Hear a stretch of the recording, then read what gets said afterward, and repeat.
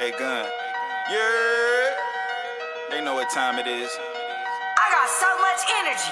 Gun Decker, you know how we coming, yeah, it's run DFS where we don't just play it, we run it. Whether for the long, couple dawns, a couple of buckets, guaranteed to chat. Check her back like we carrying luggage round here. Everybody fan, we don't care about the budget round here. You can turn your cash to a couple of hundred round here. No days off, every day we be hustling. Tell them good luck, God bless, go win you some money. Get a pen and a pad and come see where it really take you. Went from 50-50 cash and a hit in the milli maker. Got the updated news and the status on any player. The chalk of the night, do we lock it or do we fade it? They ask me how I'm doing, I tell them I feel it blessed. If you want a slow grind, go place a single bet. Trying to get rich, parlays or boost the odds. Soon you'll be cashing and dancing with the stars. NBA, NFL, the MLB up in VIP, balling like we want a GPP. 15 minutes to lock, and there's a DMP, no sweat. We gon' figure that out and we'll still bing. But remember that it's a marathon and not a race. You gotta put your heart in it no matter how long it takes. 8, 9, 10 next got me sitting in first place. Top value player of the day, let's break the slate.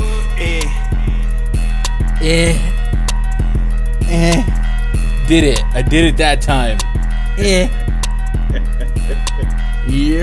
What's up, guys? Happy Friday, January 6th, 2023. It's a new year, but it's a new day. Yes, it is.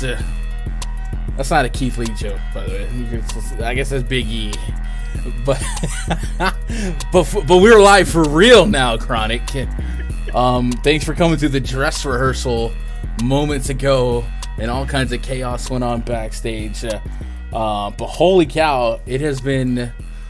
We've definitely done like random afternoon streams with like you and Raj last year.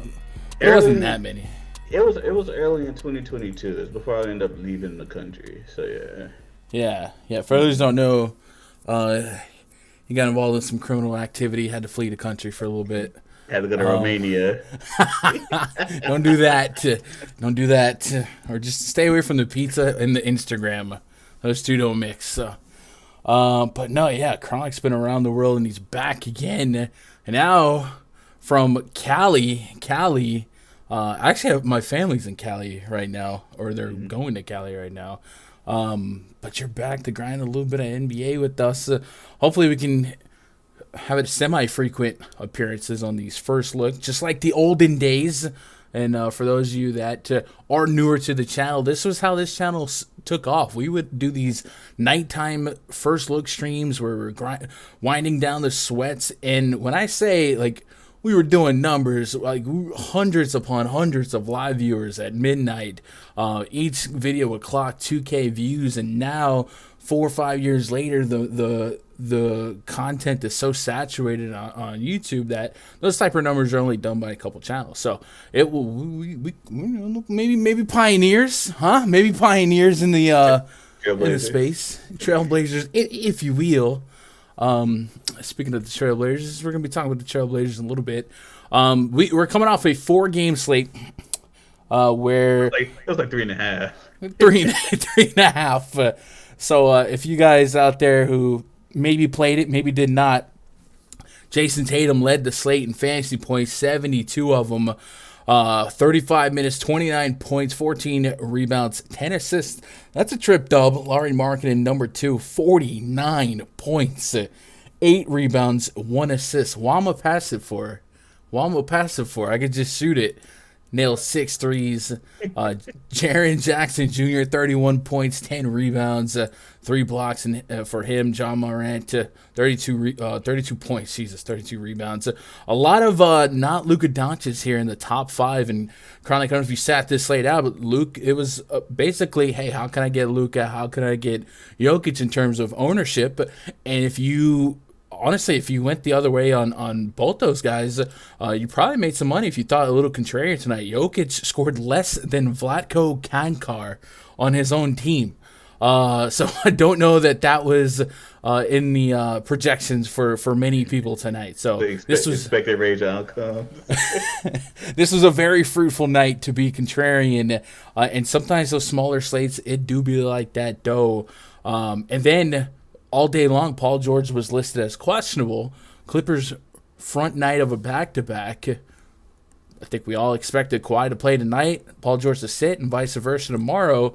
And that wasn't quite the case, but rather Paul George and Kawhi both, quote-unquote, played.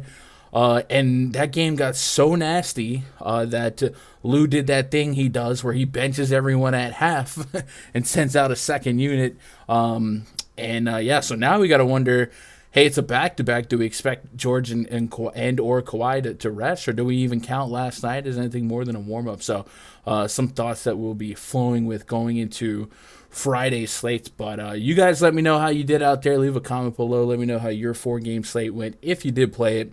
And if you are stumbling across this video on YouTube for the first time, you're new to the channel, you're into DFS, you're into prop picks, stuff like that, I think you'll like it here. So hit that sub button, hit that thumbs up, interact with the video. Remember, people don't really know to look for these videos yet because we just brought them back this week. So the more you engage with the video, the more it helps the video. And as a reward to people watching these first look videos, Chronic, this will only be mentioned on this show, several times on this show, but nowhere else, not on Twitter, not on Discord, only on this show.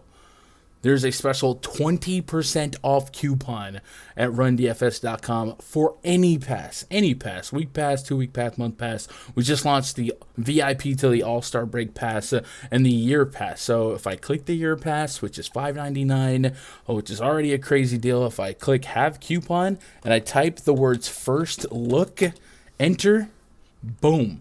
It goes down to $4.79, and you can use that same 20% discount on everything, and it comes with all of the same rebates. The rebates aren't discounted. You still get the full credit towards Fantasy Cruncher. So you want a secret? There's a secret. Showing love to those of you that show love. We've got a lot of games to talk about. So I say we just do it. We just get in there. Get to it. 11 games. I'm going to open up the rundfs.com NBA VIP spreadsheet, something you can unlock by using that coupon code. And we're going to go right into the index portal. All we got right now are starters. We don't have totals, and I didn't put benches, but we'll figure all that out as we go. First game on the slate, Portland Trail Blazers at the Indiana Pacers. Projected starting 5 for the... Do we do this? I haven't been doing this on the first look, but I feel like with you here...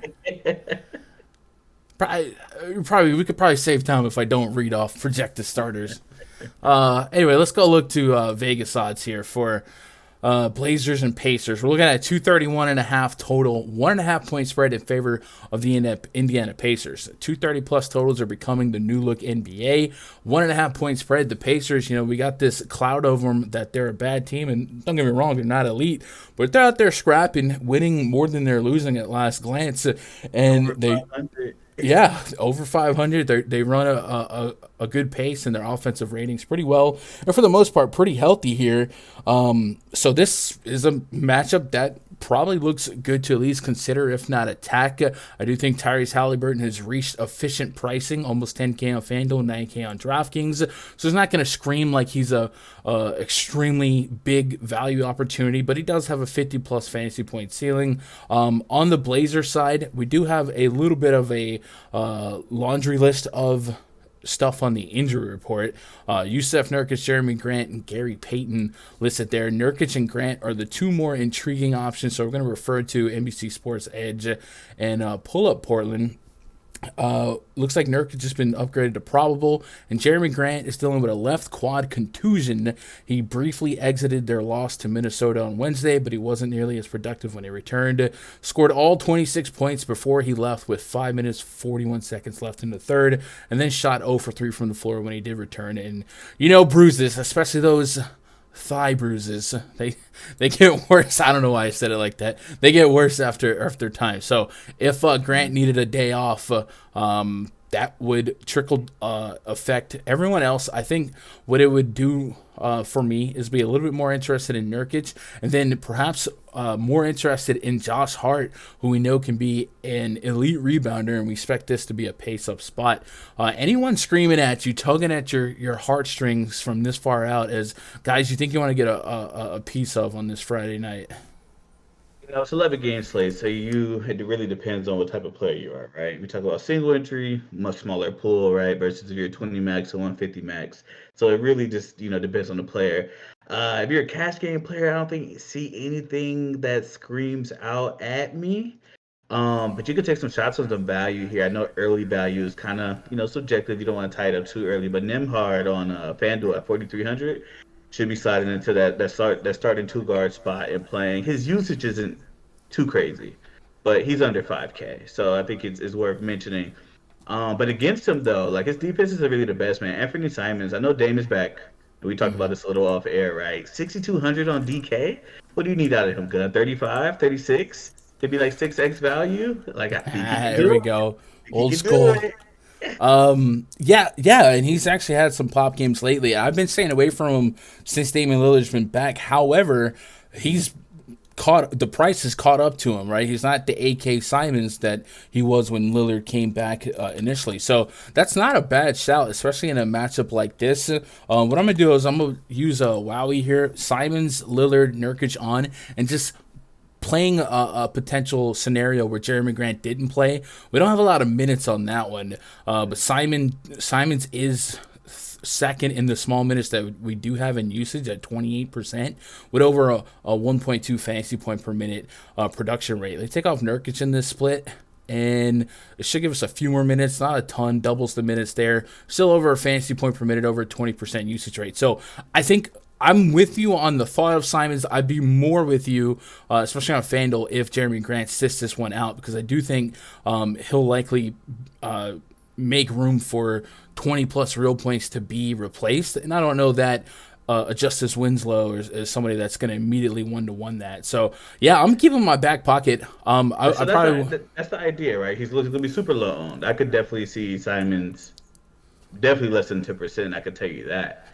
Nobody ever really plays Anthony Simons, especially when Dame is back, right? So it's a volatile play, right? It definitely is the epitome of a GPP play because he has to score 25 real points to get you there. But if you tell me Jeremy Grant, who's the second leading scorer on the team, is potentially out or limited, third man steps up, and he's a chucker. Is what he does. So he's not really going to get you much in terms of stocks or anything of the sort, right? So it's more of a FanDuel, a DK play at 6,700 than FanDuel, just because he's so scoring dependent.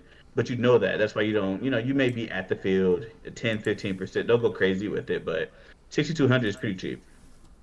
Yeah, I think you're onto something for sure. Looking at the 3-point field goal percentage allowed, the Pacers right now allow a top 5 amount of field goal percentage. So 36.7% success rate from downtown, which is, like I said, top 4. And Anthony Simons is live to take double-digit shot attempts from behind the arc. So I can get behind that. We'll pencil that one down, jot it, and go from there. I need to fix the Clippers in my spreadsheet because for some reason my stat provider, NBA.com, lists the Lakers as the Los Angeles Lakers, but then lists the Clippers as the LA Clippers. LA Clippers, yeah, definitely. It don't make dollars. It don't make sense. So outside of Simons, man, I'll let you go ahead. I'll go on as you go through there. Outside of Simons, man, it's a good, if you're one of those DDP guys, right? For Miles Turner against Yusuf Nurkic, right?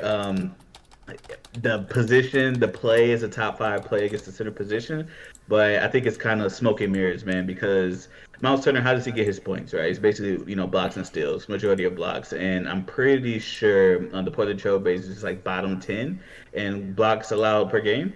They don't really get, swatted that much, and that's really part of Turner's game. So Turner's not putting you up like 15 and 12. He's not going to get there at 7,500 on DK. So I think that's going to be potentially a trap. But again, I think it's one of those low-owned plays. I don't think anybody's game is going to be chalk.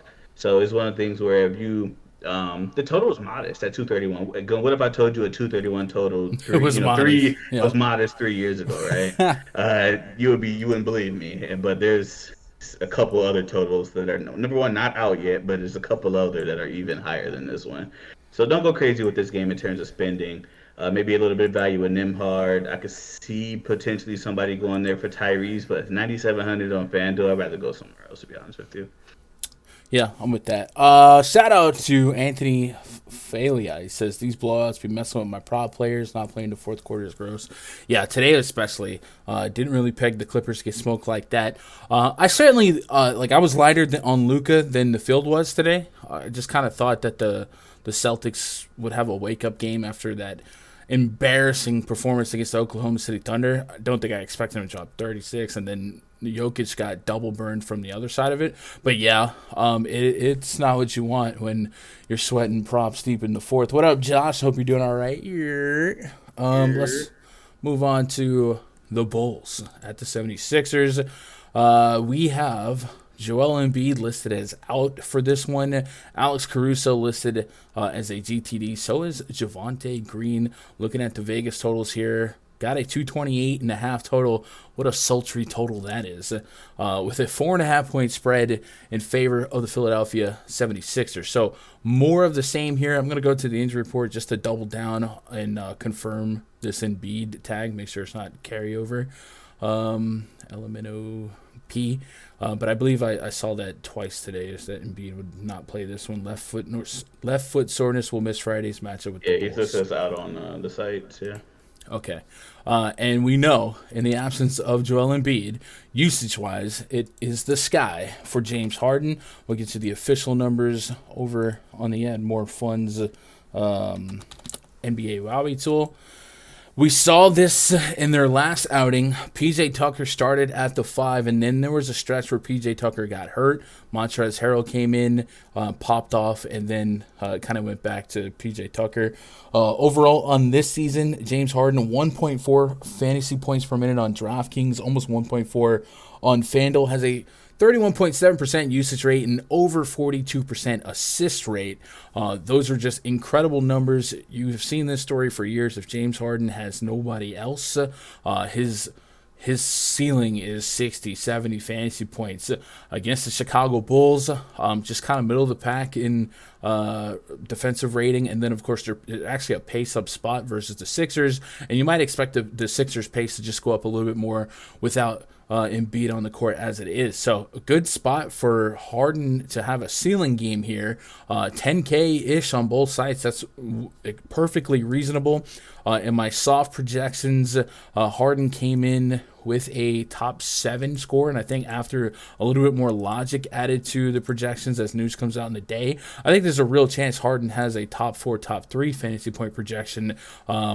So I'm going to like James Harden a lot here. We also seen Tyrese Maxey move his way back to the starting lineup. He was being cautiously worked back into conditioning, but I guess with Noah Embiid, they needed him ASAP. Tobias Harris is also going to benefit in the absence of Joel Embiid. He is rocking a 0.91 fantasy point per minute production with a 19% usage, so that's right there on the cusp of, okay, I can use it. I wouldn't jam that in as a tier 1, but easy to correlate him well with James Harden. And then in the starting lineup with PJ Tucker,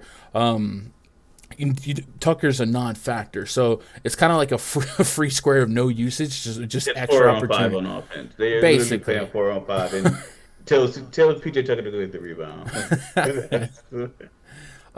Yeah, so I think Toby makes a lot of sense, and he garnered a lot of ownership on that last slate and didn't really move much in price. So I kind of expect more people to be right there on Tobias Harris. Played 38 minutes in that game against the Indiana Pacers. And then, like I said, when PJ Tucker got hurt, we saw a big burst from Montrezl Harrell, and Harrell ultimately logged 27 minutes. And what we saw was a DNP on Paul Reed, and that night, Chronic, Paul Reed was about 10% plus owned in a lot of contests. A lot of people thought that Paul Reed without Embiid would be part of the rotation and be a value play, but that wasn't quite the case here. So I think it's only fair that unless they literally give us a different starting lineup, we expect Tucker at the 5 and throw out Montrezl Harrell. My pushback here would be Vucevic is a bigger center, and they play bigger than the Pacers because of that. Vucevic, I think he's first or second in the league right now in rebounds. I don't know how often I want PJ Tucker having to contend with that, but Montrezl Harrell has been a traffic cone on defense too, so you're kind of darned if you do, darned if you don't. James Harden 10K, man. Does this seem like a staple of your lineups tonight? Man, you telling me everybody's going to go to Tobias. He got there last game, 37 and a half. I think it was, I just checked it, 37 and a half FanDuel points. He got there for you around 6K, 6'6". Can he do it again in a harder matchup? We know that the Indiana Pacers are basically a free. They're like, they suck on defense. I would fade it, bro. I would fade it. I would play Harden. I would definitely play Harden over there. And I know, obviously, right, it's not a one-to-one comparison. But if you're telling me, that especially on FanDuel, right, that small forward, power forward positions is usually kind of hard to fill, at least with some quality players, I would think about fading Tobias Harris if it came out that he's going to, if he was projected to be over 20% on tomorrow. Wouldn't do it. I would take my shots with James Harden and Tyrese Maxey, man. I think James Harden can only use the ball. I say this lightly because it's James Harden, right? We're thinking about Houston strip club Harden. He had like a 50% usage rate, right? Versus, now it's a little bit different. He's a little bit older. But what I was going to say was, he has to share some possession somehow, right? You got this young gun, Tyrese Maxey, against Zach LaVine, who doesn't play a lick of defense. I could definitely see 7K Tyrese Maxey doing it. He wasn't too hot last game either, but, you don't want to be caught game log watching because when he blows up for 50, you're stuck. You're stuck. So here I'm gonna put some stats in your back pocket if you get into the PrizePicks streets later today. By the way, if you did and you're not signed up already, if you sign up on PrizePicks using code GUNDACKER, they're gonna double your very first deposit up to $100. $20 become $40, and I believe on Fridays they have a thing called Happy Hour. You can make cards for as little as $1. So get over there and use the code. We'll put a link in the pinned comment. Here's a fun stat that you should keep with you for Battle Chronic. The Chicago Bulls, and this is pertaining to three-pointers. The Chicago Bulls allowed. Yeah, I see it. So offensively, the opposing teams take the most three-point attempts per game. Or no, not the most. They shoot the sixth most three-point attempts per game. The Chicago Bulls allow the third most three-point made per game. The Chicago Bulls allow the second highest three-point field goal percentage per game. Without Embiid, that's a lot of points in the paint. James Harden, he's averaging 7.5 three-point attempts per game. Tyrese Maxey, 6.3. D'Anthony Melton, 6.3. So maybe if you shop in the prop streets, you see a couple 1.5 three-pointer made. It's a prime matchup for guys like that here against the Bulls. So something to keep in mind, and more reason to like the sharpshooters or long-range shooters there for the Sixers here. Keep an eye on Javonte Green. If he can't go, should continue to see extended minutes for Patrick Williams. Not that I want to play Patrick Williams, but in some spots he has excelled. And then let's move on to the next game. What up, EB? What up, Jimmy? When's MLB? 3 months. Hey, we get the World Baseball Classic coming up. I'm excited for that. But I'm just excited for baseball. But also, you just got to live in the now. Live in the present. Brooklyn Nets. Yeah. After tonight's slate of games, I'll ask when this MLB too. There's no variance in MLB, bro. I'm pouring some cherry Kool-Aid, Chronic. What you know about that? So like you it's a Lil Wayne song about to drop. Okay. See, this is I miss this. We can just chill, drink Kool-Aid, laugh over nothing. Like an ad-lib, man. It sounds like an ad-lib. Yeah, I'm about to spit this DFS fire. So stupid. Anyway, those two games lock at 7 p.m. Eastern. We're going to move over to the 7:30 p.m. slate, I guess technically. Brooklyn Nets at the New Orleans Pelicans. Next game on the docket, TJ Warren's coming up on the injury report with a GTD tag. We'll look at that in a second. We also have Guillermo, Willie Hernan-Gomez, GTD, Larry Nance, GTD. He has missed some time. And then Brandon Ingram, EJ Liddell, and more importantly, Zion Williamson down. So pulling up the Nets first and foremost. And then, so they had 2 games ago, the Nets released a starting lineup. Royce O'Neal was in it. like 20 minutes later, Royce O'Neal is downgraded to questionable, and then like Seth Curry plays, and then the next day Royce O'Neal is active, but then they release a lineup that has Seth Curry, and then they correct it and Royce O'Neal. So assuming that we're back to normal, TJ Warren's got a left rib contusion. He is questionable to play against the Pelicans. And then pulling up the Nolans Pelicans, most intrigued by the status of Larry Nance. And Hernangomez is not insignificant. Larry Nance, right shoulder soreness, questionable. Hernangomez, left ankle sprain, listed as questionable. This is big news for us, especially trying to designate usage for the Pelicans. This is a 230.5 total. The Brooklyn Nets 4.5 point favorites to 4 point favorites, depending on when you shop. And we know the Pelicans now, without two of the big three, become a little bit easier to pinpoint some usage, though the matchup may not be as warm and fuzzy. But I'll talk about CJ McCollum and Jonas Valanciunas. I was pretty high on Jonas Valanciunas in the very last Pelicans slate because I thought that the field might overreact to his lack of minutes in the 2 games prior when he had actually fouled out in those games. And I said if Jonas Valanciunas could not foul out against the Houston Rockets, he's got a real chance to put up some big boy points. And that's exactly what he did. 41.75 fantasy points, 32 minutes, still 4 fouls in those minutes, and had about a 10-point cushion on the scoreboard. Looking at the minute rotations for the Pelicans in that game, J Val's immediate backup, was Willie Hernangomez, who offered 16 minutes. So Hernangomez status, really key, really important. And then there was no Larry Nance. So if there's a world today without Willie Hernangomez and without Larry Nance, you should probably expect J-Val to be asked to play upwards of 35 minutes if he can stay out of foul trouble. And that could be easier said than done against a guy like Kevin Durant on the other team. But it looks like the minutes are his to lose. And then others that stand to benefit, Jackson Hayes might have to play a lot of minutes, might even split it right down the middle. And we know he could slide in at the 4 as well. They rolled out Herb Jones, Trey Murphy, Najee Marshall, CJ McCollum, and J-Val. Long story short,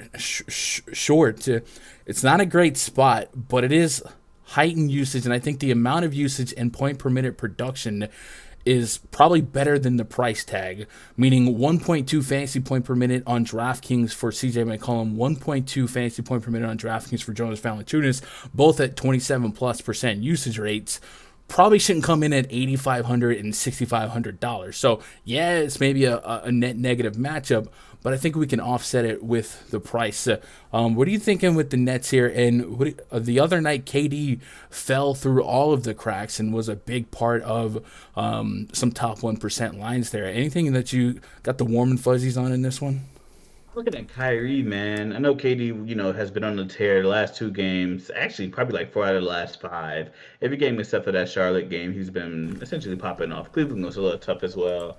But man, oh man, Kyrie, Uncle Drew. I know it's KD, right? Hear me out. But you think a good coach would take the path of least resistance. If KD is in Herb jail, hear me out. Who you give the ball to, you give it to Kyrie, and you let Kyrie go be Uncle Drew. My real problem with this game is that I don't think it stays competitive. I honestly do. I know we don't project blowouts, but like you said earlier, 2 out of the big 3 are out. The Nets are looking like one of the best teams in basketball, definitely in the Eastern Conference. I'm willing to wager that I think this game gets out of hand. At least I would take Nets -4. I would definitely do that. So with that being said, like I said, I'm a little bit dampened on that end. Who I would play, like you said, CJ McCollum, one-man army. I could definitely see him being, maybe modestly popular tomorrow.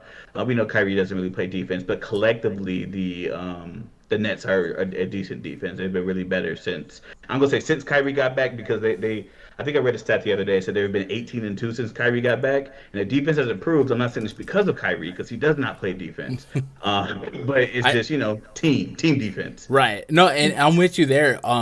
The win record is also heavily correlated with, since moving on from Steve Nash, they've become, I think they might have the best record in basketball in that time span. And then, yeah, you're right. Kyrie maybe individually not known for defense, but Royce O'Neal is. Ben Simmons is. It's Nick the system. Claxton It's the is. system. It's the Yeah. system. So if you're talking about you got a one-man army with CJ McCollum, because realistically, if J Val's not giving you much or if he's in foul trouble, nobody else on that starting lineup can make their own shot. I mean, could create their own shot. Herb Jones is an in the corner spot up shooter. Trey Murphy, I don't know. You tell me about Trey Murphy. I kind of think of him as kind of the same, to be completely honest with you. So I'm a little sour on this game, just because I can see a 15-point lead in the third quarter for the Nets. Yeah, I'm with you on being a little bit pessimistic, but I do, like I said, I think the opportunity at the usage rates and the per minute production on McCollum and J-Val are pretty well. And I'll be honest, the other night against the Houston Rockets, I got him at ownership that I thought was still really valuable. So that was on a smaller slate in a matchup against the Rockets, and I think Nobody's going to play J-Val. Nobody ever plays J-Val. His minutes are so volatile, like you said, because of the up and downness of his play, right? Kenny keeps his hands to himself. Because, he got 31 minutes last game, 28 against Philly, right? But you can definitely see Philly. Yeah, and you can see one of those 22-minute games, and it's just like, dude, Jay, I just paid $6,700 for 20. Feels bad. Yeah, no, there's a lot of volatility here, and there's going to be plenty.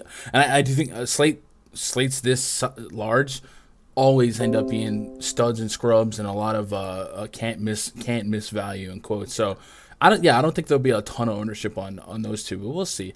Hopefully it's one of those nights where ownership is pretty evenly distributed across the board, because those are my favorite nights. CJ would know, though, like, you need J-Val to keep that game competitive, because he can't do it by himself. He definitely can't do it by himself with Ben Simmons on him. So, if you want to play the hey, we want to win this game narrative, then CJ would have to get his big man involved. It's impossible not to. Yeah, if Hernan Gomez and Larry Nance are active on top of Jackson Hayes, I do think the front court becomes much less fun and much less valuable. And in that case, I'd probably join you with just putting my hands in the air and maybe getting a little bit of CJ McCollum. Before we move on to the next game, though, in a single entry lineup, if you had to choose between Kyrie Irving and Kevin Durant here, which one is it? Prices considered. Prices considered? Mm-hmm. Hey man, I subscribe to Herb Joe. I think Herb Joe is real. I think Herb Joe is real and Michael Joe is real. It's Kevin Durant, I know. I'll take Kyrie though. I'll take the path to least resistance. That's just how I am as a player. All right, move on to the Knicks at the Raptors, still at the 7:30 p.m. Time. Jalen, I'm so used to reading off the lineups. RJ Barrett listed as out. Otto Porter listed as out. Yesterday there was a tweet that floated around saying that Cam Reddish would not be part of the Knicks rotation going forward. I tweet about that. I was like, and Jake, he looked it up instantly. And the man played 9 minutes since December. I'm just like, what do you mean going forward? And then if you look at those tweets and you read the quote tweets, people are mad. They're like, how dare Thibodeau do this? Blah blah blah. It's like, you just tell me you don't watch Knicks basketball without telling me you don't watch Knicks. I think what it is this Knicks fans. I think it's because correct me if I'm wrong, guys. Chat, let me know. I'm pretty sure they gave up a first round pick for him to get him from the Hawks. I'm pretty sure. So that's probably what it is. It's, man, we gave up a first round pick for this guy and we're not using him. Tom Thibodeau, but they're looking good. They're winning, but I also think that these two teams are very similar today. The Knicks and the Raptors, and just coaching styles and how they run the starters into the. There may be 2 timeouts in this game total, bro. It's just Thibodeau and Nick Nurse on the side smoking cigarettes, while Randall's gasping for air. 219.5 to a 220.5 total, 3.5 point spread in favor of the home team Raptors. This is a weird spot because that's a modest total for today's NBA, but as I just mentioned, ridiculously high predictive value in minute projections. You could place 38 minutes on just about everyone in these starting lineups, and no one's going to push back. And if you put 40 minutes on a couple of these guys, no one's going to push back. So you get a lot of minute opportunity, and that does kind of usurp the meager total here. no super strong matchups either way you push it. You look at both Toronto and the New York Knicks, looking up in the RunDFS.com NBA VIP spreadsheet and going to points in the paint allowed, sort of from least to most. The Knicks give up the third fewest points in the paint. The Toronto Raptors are better than league average at giving up points in the paint. We don't necessarily go out our way to target a guy like Pascal Siakam. You saw they were able to hold the Bucks to less than 13 points in the first quarter the other day.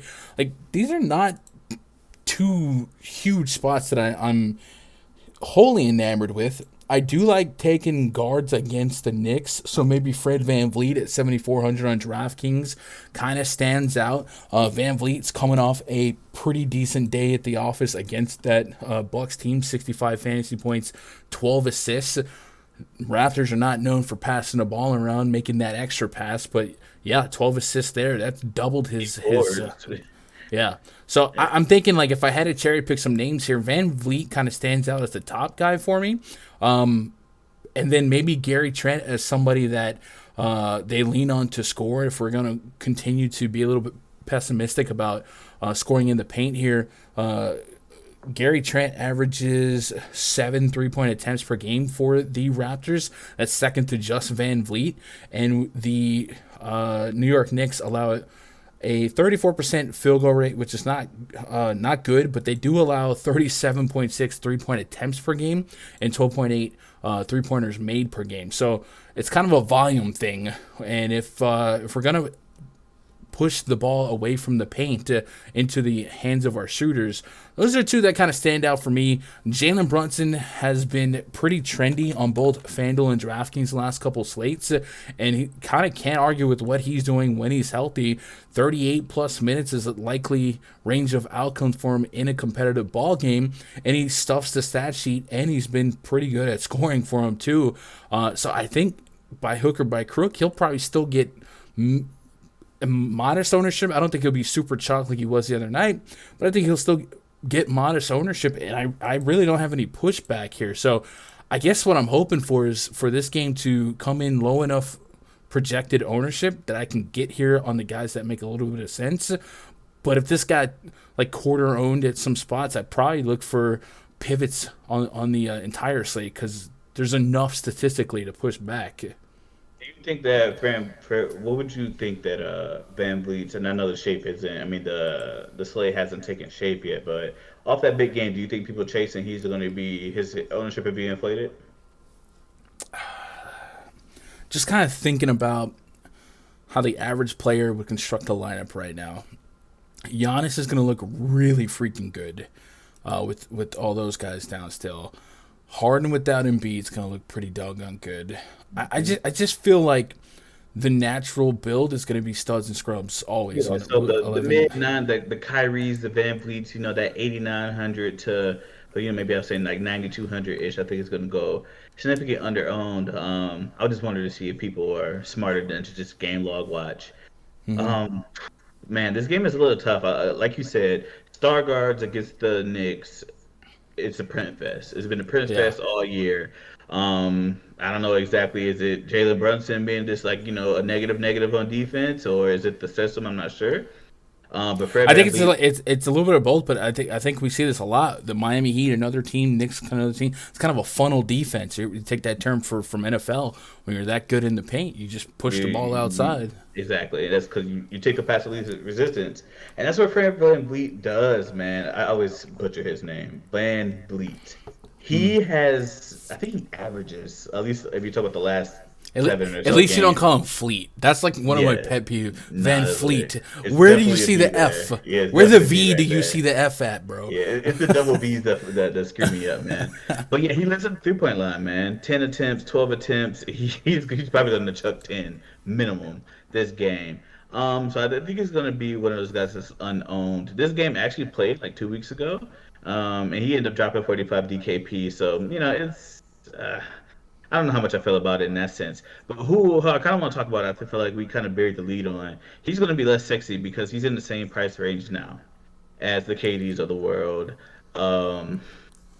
as the James Hardens in the world. Talk to me about Julius Randle, man. This dude has been balling. He's balling like it's his contract year. What's going on with Julius Randle? Well, I think prior to the last game, we saw a big stretch. First of all, RJ Barrett's out. That represents a decent chunk of usage. Secondly, there was a stretch here without Jalen Brunson and a stretch of really plus matchups. San Antonio twice, Houston once. So he was doing what he's supposed to do, and he was enjoying a elevated usage rate against those. And San Antonio's another thing with Brunson back, was still able to just beat up one of the weakest front court defenses in basketball. I think this is kind of, I don't want to say a trap spot, because I do think he could thrive. I think it's gonna be tougher than the schedule as of late. I don't think it's fake at all. I got a lot of respect for Julius Randle's game, and the 40 minutes is just so good to attack. But like I said, I think this, and this got me in trouble the other night, and I don't regret the play. But the other night, it was a night where the Raptors scored like 12 or 13 in the first quarter. I faded Giannis against the Raptors because I thought it would have been a tough matchup for him too, and he got there. 21 rebounds. He's just a freak. But I and that's where I'm hoping that he doesn't come in too high owned, because I don't want to be overly invested on what I feel is a bad matchup. It's not a good spot, right? But the guy is playing really well. And the thing is that you're paying for his ceiling. Like when everybody's healthy, which they are not. So moot point really. Julius Randle's like an A5 player. Let's be honest. He is. That's probably with RJ there. With RJ there. Okay, maybe. That's what I'm saying. When everybody's healthy, which they're not. It's a combo of the usage with RJ. Yes, with RJ there, and then also the fact that Thibodeau is just he doesn't clock him out, man. He doesn't feel like he cares, right? So but man, I don't know if I can stomach 10-1 against the Raptors for Julius Randle. Here's the thing. He's going to probably drop 60 again, and we're going to be eating crow. We're going to be in the Discord like, oh, how did we miss it? Right? All this Wii stuff. Okay, hold up. So Don's going to play him in his 250 line. Yeah, I'm gonna tag him. Yo, what'd you say? But I think the likeliest outcome for Julius Randle is probably somewhere in the middle, right? 45 to 55. And I think 55 is just acceptable. And I think that's any 10K-ish player on the slate today, you get 50. Cool. I think you got a shot, but you also don't have the nuts per se. That's probably the likelier outcome. Randle, Brunson on, RJ Barrett off. Randle is averaging 1.16 fantasy point per minute on both DK and FanDuel with 32% usage rate. Pretty scoring and rebound, really scoring intensive. Brunson's rocking a 28% assist rate in that split though. So he's diamond. Yeah, something to keep in mind for the prop streets, right? What up, Ego? Says, yo, Gun, I had a good night. I took your advice and stayed out of the quarter tourney. I played the 3-inch hot shot and got 7th. Let's go. If NAW Walker actually played, I would have gotten first. Dang. Yeah, NAW is a rough, risky. Yeah, that's man. Him and Taylor Horton Tucker, people try to get them right all year. And sometimes you play them, they don't even touch the court. And that's just owes me money, man. I played him when I got a 0 ball, so it sucks. Like I put him like 70% and got a 0 ball. I think I don't know if you were on like a Christmas break. Did you see Cam Reddish was in 100K to first lineup as a DNP last month? Did it ship? Yes. Wow. So, talk about. Playing the game the hard way, man. It was, and I mean, it was like the perfect lineup elsewhere. So many 70s, 80s. So that was another thing that made me laugh about the Cam Reddish news yesterday. It's like, man's literally winning people 100Ks, bro. What do you mean? He's not good. Not touching the court. Yeah. All right. Let's move on. So I didn't touch much on Siakam, but I've been a Siakam guy this year. Just been a career high, really, in everything. 26 points per game, 8.3 rebounds per game, over 6 assists per game. Him and he's actually leading the team in assist percentage. So might be somebody that's sneakier than Julius Randle if Randle gets to like 12%. But again, I think his median outcome is probably a high 40s, kind of like Randle. So those guys are cool to have, I guess, if you're trying to fill out a portfolio of 150 lineups. So I feel like they're not going to be the staples of my, or the pillars of my lineups tonight. But in mass entry, I'm going to get some exposure to them. On the this far out assumption that they're not going to garner high ownership because of how big the slate is. Yeah. What up, Brooklyn? Hey man, just really quick, you talk about Pascal's assist rate, man. Going on the days of last year where his assist number would be at like 4.5. No, it was like 3.5. 3.5 4-ish on PrizePicks, man. Now they set it at 6. Like they're not playing, man. So PrizePicks is looking to get their money back from Pascal Siakam. Yeah, they know. The Raptors last year were, I think, the worst team in assists per game. Right now, is this true? The Hawks have the lowest assist rate. That doesn't even sound possible with Trae Young and DeJounte. Rockets nobody else passes. Toronto is bottom 5. Yeah, that's crazy. Yeah. So it's still not a massive high assist team, not like so the Warriors always at the top, 69% assist rate on their scoring. Denver Nuggets up there. We talked about Jamal Murray, Jokic, or at least I did yesterday. Pacers are up there, Tyrese Halliburton, 20+ potential assists per game, just nuts with it. But yeah, I remember those days. And the Bam Adebayo wind sprint days, those were good. What up, Brooklyn? I hope you're doing all right. It says, I hope it don't hurt, but I'm probably fading Randall tomorrow at 10.6K. Man, he would have to really have a monster game for that to hurt. And I think it's okay. Yeah, I think you could get away with it. I think if you give all the 10K guys 50, that's not where you're going to make or break the slate. So, hey, so 1v1, if LeBron plays tomorrow, LeBron or Randall, I'm going LeBron 200%, right? Yeah, That's what I'm saying. And we're talking about a very similar price point, maybe a price difference of 300, I think it is. I think LeBron's 10-7. I'm trying to find it real quick. 100 on DK. See, there you go. Especially against Atlanta. So I'm with you. And that's why I don't think Randall's going to get high ownership anyway. Mm-hmm. If he stays at the single digits, I'm in. If he gets to like 10 to 15%, I probably feel like he's over-owned. It's not a fair one-on-one on FanDuel. I just look. It's 1,100 difference. Jesus. LeBron's 11-2. This guy. This effing guy. You still play him, though. You still play him. Chad, you know what you should do to punish Chronic for that ridiculous statement? Is probably slam the thumbs up. He hates when you do that. just do that. Leave a comment, something. I don't know. All right, Hornets at the Bucks. This is an 8 p.m. Game. We got almost did it again. We got a total here of 234.5, and it's a 10.5 point spread in favor of the home team, Milwaukee Bucks. So we do have some news to clean up for Milwaukee, starting with Drew Holiday, George Hill. Both missed the last game. They are listed as probable. Marjan Beauchamp, I know you were worried about that. He's probable. And Giannis Antetokounmpo probable. So everyone that's on this injury list is probable, and Chris Middleton is out. And now we introduce the Charlotte Hornets, who are without Kelly Oubre, and I believe Gordon Hayward is just straight up injured and doubtful, but let me double check. Gordon Hayward, he is left hamstring soreness. He was out for Wednesday. I don't have an updated thing, but I'm going to assume that he's going to be out because it's Gordon Hayward and an injury and a 10-point spread. Here's where we're dealing with the biggest spread of the slate, I think, from this glance, and it makes sense. We've got the Bucks at home. Yep. The Charlotte Hornets have the league's worst offensive rating, and then you take out Oubre, you take out Hayward. Doesn't really get better. And on the flip side, the Milwaukee Bucks have a top. Actually, the Bucks' offensive efficiency isn't as high as I thought it was. I expected it to be. Yeah. But their defensive efficiency is really doggone good. Brook Lopez, Defensive Player of the Year. Did you know that? I'm not even joking. Like, he's the odds-on favorite. It's crazy. Bucks have the second ranked defense. So you take the worst offensive rating against the second best defensive rating. That's the results you're gonna get.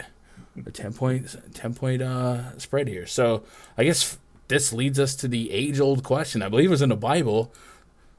Will Val play Giannis Antetokounmpo in a blowout at 12K in one of the best matchups you could possibly ask for? In the raw projections, Giannis came in at second to LeBron. LeBron's broken. I got to fix that. I don't know what I did to break that, but I got to fix it.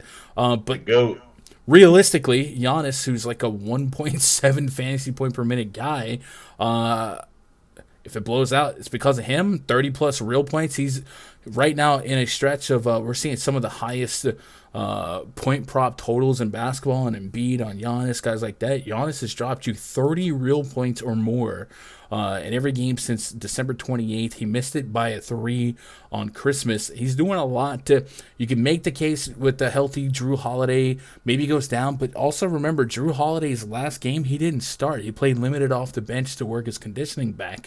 So the more floor time Giannis has got with Javon Carter, the more offense Giannis has to do.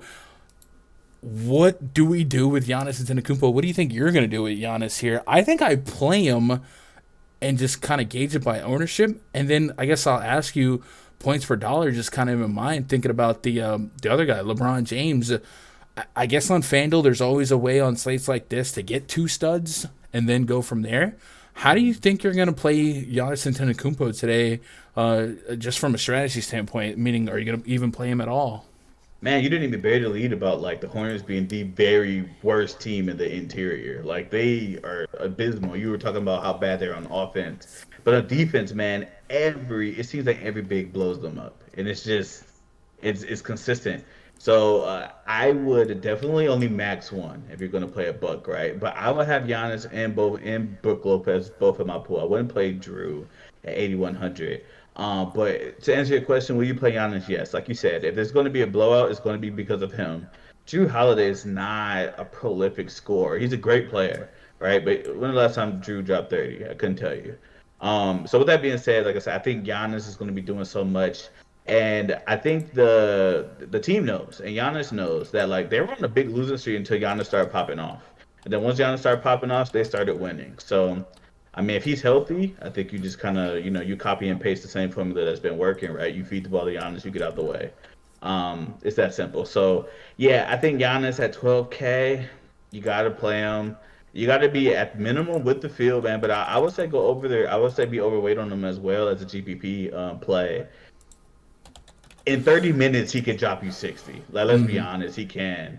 And I know it's 11-point spread, and they've been creaming teams, but Giannis is still playing upwards of almost 35, 36, 38 minutes a game, even in the games that they're destroying.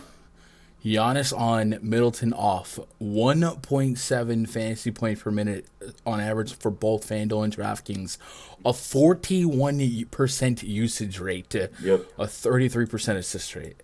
Like, those are stupid. That's dumb. Yeah, you're paying for it for 12K, right? But if you're talking about him to LeBron, I know you had mentioned that earlier. Giannis price is actually going down the last slate, which is crazy because he dropped 61, and I guess that's not good for 12K. It's not, but you get what I'm saying. Him and Giannis straight up. I mean LeBron and Giannis straight up. It's an $800 difference, so it's more of a comparison there. Where would you go? I think LeBron is in a more competitive game in that sense. Where would you go? I know you kind of flipped it to me, so I'm taking a debate and giving it back to you. So I think on FanDuel, I'm expecting to, and I've done this the last couple big slates. I just start my single entries with the 2 studs that I want.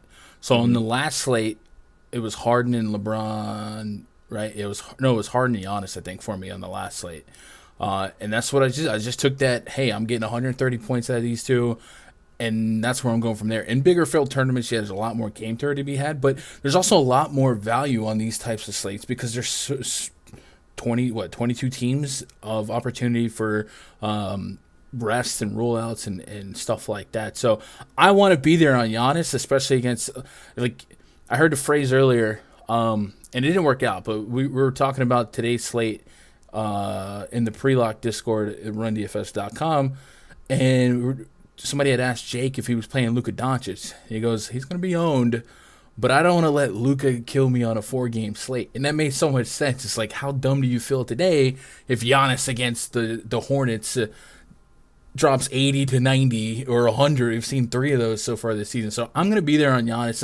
And I think what you said is I'd probably at minimum match the field in mass entry, assuming that he's going to come in at probably 30% cap. I don't know that he's going to rise much higher than that. It's easy to get there at 30%. I think it's easy to get there to match the field there. I kind of want to say I'd rather if you on DK, can you play both? I would say no, right? Probably not. So you have to pick. So okay, Right. so let's take FanDuel out of it. You got to pick one. Who are you picking? What's the one with Giannis or LeBron? I think my answer is LeBron. We'll get to why later, but I think my answer is LeBron. What do you say? I think it's Giannis for me, but that's I wouldn't push back. Hey, Brook Lopez, he is 4th in the NBA in blocks per 36, 3.1. Second to just Nick Claxton, and then Walker Kessler and Bismack Biyombo, who don't get to play as many minutes. I mentioned earlier in time on the court. He's doing that thing, and I mentioned his blocks are stupid with it. He had 6 blocks against Washington, 4 60 in 27 minutes. I don't think I've ever seen Brook Lopez drop 60, bro. We're talking about the Brooklyn Nets leading scorer, All time. all time leading scorer. You didn't know that? Yeah, back in the day, bro, he'll get you 10. He'll get you 30 real points and like 3 rebounds. Let's be real. Like he was not in the paint. What team in the NBA do you think gives up the most blocks per game? I don't even want to say the Wizards after that. No, it's the Hornets, bro. It's topical. I'm trying to segue us into. I know what you mean. Yeah. The Hornets give the most blocks per game in basketball.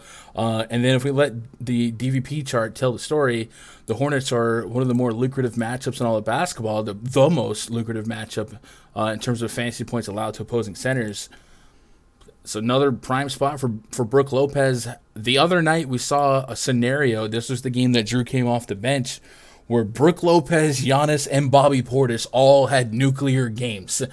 Don't ask me how it happened, but against Washington, 45 fantasy points from Bobby Portis, and then we just talked about Brook Lopez's massive game where he dropped 56, 60 plus on FanDuel. I don't think that's the likeliest outcome always, is to have both Brolo and Bobby Portis in lineups doing that, but this is one of the better matchups you can ask for, and he's also offered 10 plus shot attempts in his last 4 or 5 games here, and with Giannis doing a lot of the facilitation, if we get another game where Drew Holiday is working in his minutes up off the bench, I think especially on DraftKings, the 6K, and even on FanDuel 6.7, it's another upside spot for Brook Lopez. So we'll see if his ownership stays reasonable and we can get to him, because this is the checkbox for Brook Lopez, especially when it comes to blocks. The only thing about Brook Lopez is if the game gets out of hand, he's the first person that's going to sit out that starting lineup. And that's very fair. And I guess for DFS, we'll probably take less strong stands, but on PrizePicks, I mention this every time we do a drop here. They offer first half props, and they're not up now for that game. But maybe if we want to justify getting to, or maybe we just want to reward the research we're doing right now, maybe we look at some of those first half props for Brook Lopez tomorrow, maybe even Bobby Portis. So if you're taking notes, jot that down in pencil and come back tomorrow on the PrizePicks boards and see if it's up there. Anybody on Charlotte's side you want to get to? So how often does this game stay close, and does it stay within 20? And if it does, how does it do it? Well, I think it's LaMelo Ball. I think it's Terry Rozier. And we saw a usable game out of Jalen McDaniels, especially on this DraftKings price point on that last outing. So maybe he's somebody that could sneak into a lineup. There's too many Jalens. Here we go. He offered 31 fantasy points. That's 28 or more in back-to-back games. The per minute production has been okay. Maybe I get to him. I think LaMelo Ball is appropriately priced. We've discussed how many 9-10K guards there are today, and this has kind of been the case for LaMelo, and we've seen Dennis Smith Jr. come back for the Hornets, and Melo also has a foul problem. I don't expect Melo to cross up with Giannis too much, but I guess if we had to create a catalyst on how this game does stay competitive, I think it's LaMelo Ball, and LaMelo Ball leads the team, I believe, in 3-point attempts. You scroll over to the advanced portal. He's It's 11. digits again. It's nuts. 11.3 3-point attempts per game.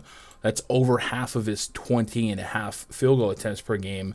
And the matchup against the Bucks, we've always talked about how their funnel defense makes you shoot threes anyway.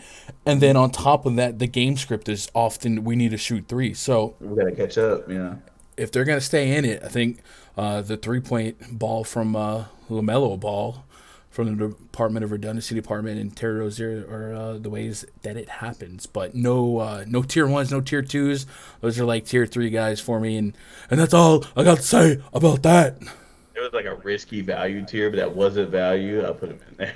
Like just get 1 out of 20. Just to say you got him. Exactly. Yo, what up, G-Man? It's his old school duo of Gun and Chronic. Yeah. Yes, sir. Yeah. Ego says I'm playing Giannis and Lopez tomorrow. It makes sense. And what I don't like to They do, plan them together. Ooh, okay, you go. like Grayson Allen, Pat Connaughton, Jevon Carter. I hate playing those guys. Nah, dude. I don't want to do it. Trash I don't want to do it. cans. I just want to do it. Grayson Allen 0.7 fantasy points per minute. Jevon Carter 0.6. Pat Connaughton 0.65. Like, it seems like they spin the wheel, make a deal on what guy's going to be serviceable. They usually come in 2-owned, and like this is one of those spots where the matchup makes all the sense. But I don't want to do it. I don't want to do it, so I'm not. If there's ever a chance to fade Grayson Allen, I'd take that chance. He's so bad. So bad. Did he win that game for him last time? After He did. Logan was in chat the whole game. That was so bad, and then he won the game. Spurs hosting the Pistons, so this is like a DFS glory game, huh? Marvin Bag alert. He's down for a little bit. Isaiah Livers still down. We saw Devin Vassell listed as out. Didn't they say he had to get some sort of procedure done? That was him. Let's go pull up the Spurs report for Diop and the others. Yeah, it's arthroscopic surgery on his knee. Got that cleaned up. Dude, I saw a motivational. I don't know. This has nothing to do with anything, but it made me think of you in the moment. I don't know why. And the guy was it was like a sermon about his connection to God and how he had the Brady effect. And then there was like the Brady effect. It means if you got time on the clock, you got a chance to get it done. I gotta find it and send it to you, bro. I like that. J Rich questionable. Keita Bates Diop probable. And then in the absence of Devin Vassell, who is getting arthroscopic surgery on his left knee, we have seen an uptick in usage for Keldon Johnson. So, looking at the NBA Vegas odds for this one, we got a 233.5 total, and the Spurs right now favored by 1.5. Uh-oh. What the hook gonna be? No, okay. You're not a what did they call the Nelly peoples from Saint Lunatics? Yeah, Saint Lunatics. That is terrible. What? Bro, That's so bad. I forget why, but I was like 14, 13. I was in Florida in Tampa, and I was at some bowling alley. Did you do the Band-Aid? I did the Band-Aid. I was rocking the backward hat and the Band-Aid. I must have looked like the biggest wankster poser. This is your tout, man. This is who you get basketball advice from? Oh my god. You remember when I used to not do face cam streams and stuff? Hey, we used to do like Google Hangouts and nobody had the cam on. It was like 12 people on the stream. My boy, what's his name? Mac from, he's a Jayhawk. Mac. Oh, it was Jayhawk Mayer. You remember that name? Mm-hmm. Bro, when he found out I was white, you'd have thought I ran over his mom or something. Bro. Yeah, dude, he was not offended. No, he felt like betrayed. Yeah. He's like, I've been taking basketball advice from a white guy. What? He stuck around though. Trey Jones, Kellen Johnson on the court, Devin Vassell off the court. We got a 32% usage rate on Keldon Johnson, 20% on Trey Jones. Both of those guys over a fantasy point per minute, and so is Jakob Poeltl. Am I not Poeltl enough for the Poeltl Club? So there is an attackable, isolated couple spots of usage on this Spurs team, and for the first time in what feels like a while, San Antonio is in a spot where we can project them to be in competitive basketball here against a Pistons team that we don't expect to smoke. I mean, look at this stretch at New York, at Brooklyn, Dallas, New York. Just a really rough stretch of games here, and a couple scoreboards that got a little bit lopsided, but also a couple scoreboards that didn't. A 1-point game against Luka there. So I think this is a sneaky attackable game. Some of these guys are going to be hustle stat getters for me. Like I said, sub 7K Keldon Johnson, that type of usage against the Pistons defense. Yeah, I'm in on that. Jakob Poeltl looks okay. I do think the waters are a little bit murky in that front court for San Antonio. Like there's more guys involved in a rotation than I would like. Guys like Zach Collins, Stanley Johnson's in the rotation. But Jakob Poeltl has a shot at between 25 and I would say 32 minutes if he can keep his hands to himself. But even then, I don't think his volatility is strictly foul proneness either. I do think in this matchup, though, against Isaiah Stewart or Jalen Duren, you would want a little bit more length and size. So I'm somewhat interested in a mini Spurs stack, at least exposure-wise. And then on the Pistons side, I think you can make a case, at least on DraftKings, really on both sides for Killian Hayes. Strong shot at 30+. The Spurs are like the worst defense, I think, per possession in basketball. I'll double-check that real quick. And then guys like Bojan Bogdanovic, I've been playing him all year. He's been a real strong 20+ real point guy and fill in the gaps. Yeah, Spurs have the worst defensive rating. The Pistons, the second worst. So their offensive ratings are nothing to shake a stick at, but unstoppable force and movable object, something's got to break here. And I think I'm in love with this game. I think I'm gonna get in trouble. You ever see two trash cans run into each other? That's just in this game. This is one of those like tank for Wemby games. Like both of these teams are like bottom 4 in the league with like a 10. I think the Pistons have 11 wins and the Spurs have 12. So this is definitely one of those like tank for Wemby games. But should have some fantasy gold into the fourth quarter and everybody tries not to win. Trey Jones is getting expensive, man. 6,100. You can expect almost 30 minutes out of him, but in this matchup against the Pistons, I think that is extremely, I use the word safe, but I think it's safe. I think he's going to get you a solid, he could get you there. Let's see who else that I'm interested in this game. You talked about Jalen Duren. Maybe I wouldn't play Jakob Poeltl, man. I think he has such a bad, like you said, the front court is so murky. Mm-hmm. He has such a quick leash, man. Pop yanks him and he plays 22 minutes, and then you're like, damn. It's like what's that guy's name? J-Val. It's like J-Val, like, damn, I just paid 6,500 for 20. So that really feels bad. To be honest with you, really interested in Trey Jones on the Spurs side. Maybe you could talk me into a little is it Sohan or Sochan? How do you say it? Sohan. It's Sohan. Yeah. And the reason why I like Sohan is I think he's just one of those guys that Pop is high on. And as he, kind of got recently put into the starting lineup, his minutes are starting to ramp up. I think he's finding himself in a sense where I'm not saying he's going to give you like 40 to 50, but at 5,100, I'll take a shot at him being in a plus spot. And I don't think Isaiah Stewart can match him. Beef Stew is one of those like big, plotting centers. Sohan is really like a small forward playing power forward. So I think that's a mismatch there. Did you see Draymond Green and Isaiah Stewart almost get into it? That's your boy Draymond.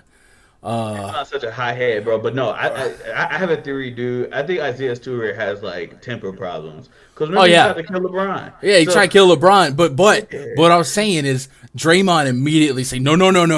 like it started, and then Draymond he knew better. Yeah. I saw a tweet said Draymond almost became the F around to find out meme real fast. It's funny because he stepped the pool, right? Yeah, you mentioned Beef Stew. I think there's a real chance that Isaiah Stewart on DraftKings at 4,800 is in line for big minutes. We mentioned Marvin Bagley's down, and Bagley was starting to work his way up minute-wise. He had 29 minutes, 13, 20. So I think there's a little bit more stability in his minute projection. And then with Isaiah Stewart, he averages double-digit real points per game. And all of his points essentially come in the paint. He's averaging... He's a traditional center, Yeah, dude. 5 points. Not all of it, but 5 points per game in the paint. And the San Antonio Spurs, on top of being the worst defense, give up the most points in the paint in basketball. So it's a plus spot for him. It's a plus spot for Duren. In that last game against the aforementioned Warriors, Isaiah Stewart closed that game over Duren. And if we look at the game before against the T-Wolves, we saw Duren not play the fourth quarter in that game. That was a game where the backups just kind of came in and took over. Burks and company, yeah. And then the Bulls game, Duren did play a full load there. So we have seen Casey do that, make mid-game adjustments, and obviously Popovich can do that as well. So I guess there is a world where this game just ends up being like Alec Burks versus Josh Richardson or something stupid in the third quarter. But yeah, I think pre-flop I like a lot.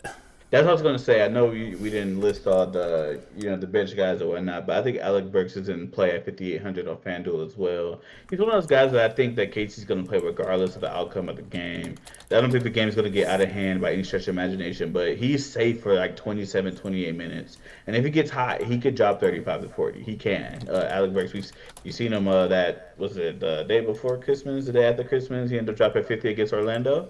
You can see that type of game against another bad team like the Spurs. And also, let me retract my statement I said earlier. Isaiah Stewart is not a traditional center. He should be. Yeah. He's bad. He's really, really bad. And this is from a Pistons fan. He would sit on the 3-point line and shoot like 7 threes.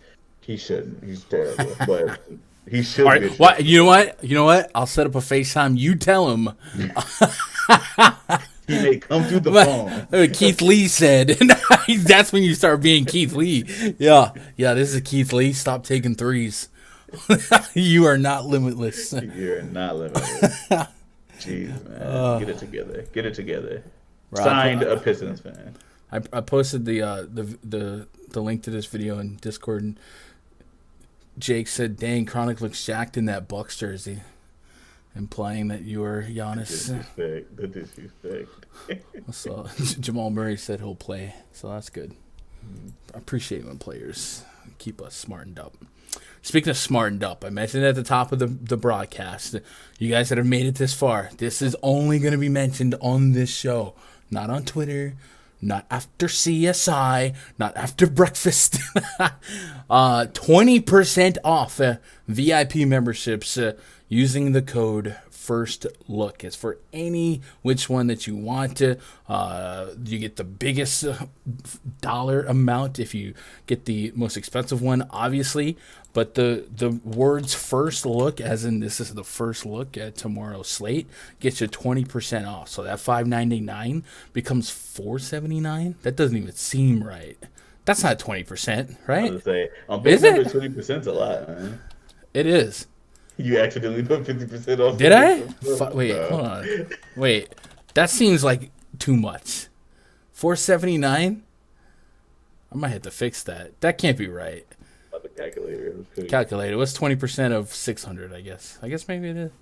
Yeah, maybe it is. Yeah, it is. All right.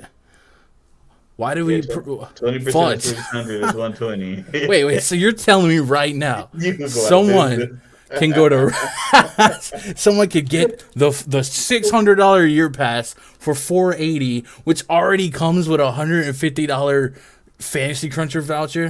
What's that? $270 essentially. Bruh, that's broken, and that's only for people that were watching this stream. No other for a limited time only. Yeah, until I shut that crap down. Who approved this? Gosh darn it! Oh man, somebody call finance. We just got Linda fired. Who's Linda? I don't know. Listen, Linda. Listen here, Linda. Wizards at the Thunder. Next game on the docket. We got Taj Gibson listed with GTD. We got Bradley Beal listed as out. And then Pakusevsky, JRE, Jalen Williams. You know, Jalen. Not Jalen. Jalen. That's J-Dub. That's actually the bad one. It's the bad one, yeah. Yeah. And Usman, dang, all of a sudden is out. Reminds me of a Mitch Hedberg joke. He said, my ex-girlfriend name was Lynn, Lyn. When I broke up with her, I got with another girl named Lynn, but it was Lynn. And He said, and she could, sometimes I call her the wrong name, and she would know because I didn't say as long. Oh, I love Mitch. So the total for this game, 231.5, a 1-point spread in favor of the visiting OKC Thunder, or the home team OKC Thunder. So this is a competitive ball game, and there's an opportunity to replace high levels of usage here. So we'll start with the Wizards. I will say that the Wizards have had some stretches here in the last couple games that Bradley Beal was out. So I don't necessarily think we're getting a ridiculous opportunity, at least price-wise. The algorithm isn't that far mismatched, but it's still a super great matchup and a great opportunity to pick up some of that usage. Kyle Kuzma, Kristaps Porzingis, probably the two guys I'm most intrigued with here. 1.32 fantasy point per minute for Porzingis on essentially both DraftKings and FanDuel with over a 30% usage rate. Kuzma, a little over 1 fantasy point per minute on both sides, 28% usage rate. Nobody has an assist rate worth shaking a stick at outside of Monte Morris, who has a 27% assist rate. So the immediate focal point for me is going to be Porzingis and Kuzma. And these two could combine for 50-plus real points with this implied total. But like I said, the prices aren't that busted. You got to get over 9K for Porzingis, but we've seen him drop 50-plus. You got to get 7 to 8K for Kuzma, but we've seen him drop 40-plus. So where's your comfort levels on them? And if we think 9K range for guards is the no man's land, heck, 7 to 9K for forwards is certainly going to be no man's land. But I don't know that the field is as giddy-eyed, no pun intended, on like LeBron, for instance. So what do you think you're going to end up doing with these Wizards here? And what are you going to do with this game overall? And God, do I hate the Thunder. Yeah, dude, it's a good spot. It's a good spot for the Washington guys. But here's the thing. I think I will like Kuzma over Porzingis, and this is the reason why. It's the savings in price. I think, how can I say this gently? Kristaps is going to drop 50. I could definitely see him going to drop 50, but it's not going to wow you at 9-3. If you told me Kuzma dropped 50 at 7-7, I think they can do dual in 50s. So the reason why I say this is because without Bradley Beal, consistently, Porzingis had a usage rate north around, I wouldn't say 28% was the last time I looked it up. And then Kuzma was around there as well, but you know that Porzingis is the alpha. But Kuzma would get the rebounds, not the stocks. Mainly it was his rebounds that he would in threes is kind of how he got there. I think the paths are similar. I would just take the cheaper guy, personally. That's what I would do at 7,700. Yeah, that's going to flip your build, right, if you're going stars and scrubs. But if you're telling me 9,300 for Porzingis on FanDuel, there's a lot of other guys with higher ceilings around that price point that I think I would rather have. I know this is a killer matchup, but a killer matchup for Porzingis is like a 55-point game. And I don't think that gets you that 11-game slate. Call me the Debbie Downer. I apologize. But so, like, individually, sure. But it could go a long way in a lineup. Like, let's say if LeBron had a floor game of 50, or maybe Giannis had 60. Because I don't think you likely don't win unless we get the 80, 90, 100, which is not impossible lately. You're going to need a couple 50s in there. So I don't think it loses you the slate, but I'm with you. Like, it doesn't necessarily mean you have the stone cold nuts. Right. It makes a lot of sense. So I'm kind of wishy-washy. So let's say if ownership projections drop right now and Porzingis was 18% owned on FanDuel, that's probably an obscure too high number. I don't think he would reach that. Yeah, I think that'd be high, but I get the point. What if let's say he's 13% owned. What would you want to do with that information on FanDuel? Okay, considering the build that we project people to do, right? I think a lot of people are going to go with the Giannis, the ADs. I think you're going to have to make a push to down those guys to get a Porzingis. And the reason why I say this is this: anybody else around that lower 9K range on FanDuel, outside of like 9.5 Trae Young, you're not really that interested in, right? Mitchell is out. You got Porzingis. You got Book, who's out. PG, we don't know what the hell the Clippers are doing. Dame, decent, but then you got DeRozan, we glossed over because he's not really a good play. You got Bam against Ayton. You got just Jimmy Butler even playing. I don't know.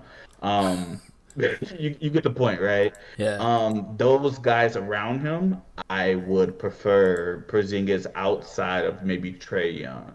So that being said, if we're talking about if that's what the bill was, or if, hey, I can't afford Giannis, I can't afford LeBron, because on FanDuel those guys are 11, 2, and 12K, right? So if you're saying I could potentially get a 50 out of a 9K guy, where LeBron, like you said, gets a 450, then obviously you're gonna want to go overweight, right? Hmm. But with that being said, it just doesn't wow me. But I can see in roster construction, because we haven't talked about any insane value, right? Like something's gonna Right. pop up, we know Yeah. that. But like the best value I've seen so far on the slate, Andrew Nimhart.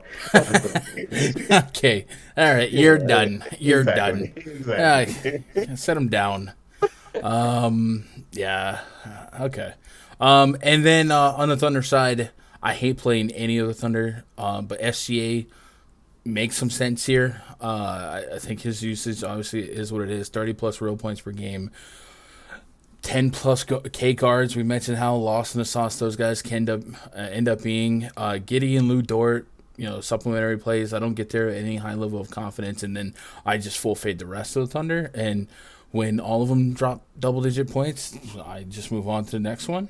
And then we'll see what this Wizards lineup looks like. I do think that they have a couple of variations that they could throw out. We have seen the Kuzma, Porzingis, Gafford front court, but obviously there's still a range of outcomes for Porzingis at the 5 lineup. So if Gafford did start, I guess it would take away some of the peripheral potential, but I still think it's an elite spot for Porzingis, especially against a team like the Thunder, completely undersized. I mean, they were starting 6'6" Kenrich Williams at center the other day. Yeah, he isn't even big either, right? Poku's big, but like I can back down Poku. Yeah, and they're not even healthy. So it is a top 5 spot in blocks per game, and Porzingis 1.6 blocks per game. So that's what we got there. We talk too much. We just really been chilling. Raj is in chat, by the way, and he was like trying to do a light goal to be on the stream tomorrow. And I'm like, man, I got other obligations tomorrow afternoon, so I don't even know if we can do a stream tomorrow. So I guess it's good that we are talking, just in case. Moving on to the next game, Cavs at the Denver Nuggets. We have got Donovan Mitchell listed as out, which has been different than what we have had. And then we just got word that Jamal Murray said that he's going to play tomorrow after they smoked the Clippers last night.